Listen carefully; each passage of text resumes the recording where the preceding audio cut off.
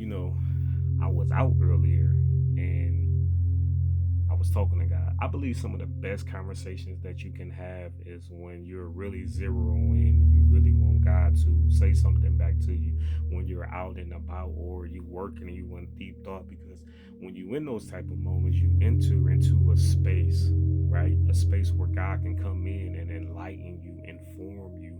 God can kind of mold you a little bit and set some things straight and let you know some answers that you've been trying to figure out. Because when you're at work and at home, you just you talking, but you ain't really listening because you still in those deep thoughts. But when you're out in the public and it's an open space, I like to believe that God can do just a little bit more. So I was out earlier and I was having a conversation with God. I said, God, you know what?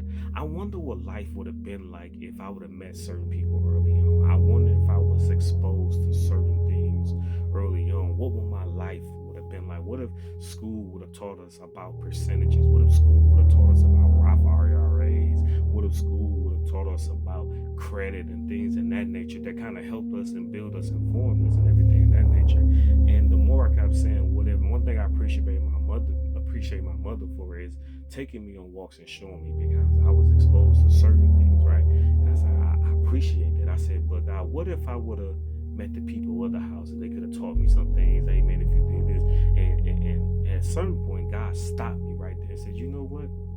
I understand what you're saying, but let me tell you something. Everything did what it was supposed to do. Everything that attended it to happen, I attended it to happen. It happened the way that it was supposed to. Because if I would have did that for you early on and showed you and exposed you, you don't know how you would have treated it. You don't know how you would have reacted or anything in that nature. And I said, God, you know what? You're absolutely right. And not only just that, now that you're older and you're craving those things, you seeking those things, now you give me an opportunity for me to come in and show you because there is a right and a wrong way, and I'm gonna show you the right way. So I have to tell myself, you know what? That's the last time I'm gonna say what if, what if, what if, what if, and I'm just gonna allow God to inform me. I'm gonna allow God to mold me, set me with the right people in my path. I don't, because I tell God, I said, you know what? I would have probably sat on it. I would have sat on it, and out them doors wouldn't have been open. And by the time I got older, those doors would have been closed. I said, God, I appreciate for not holding those things against me.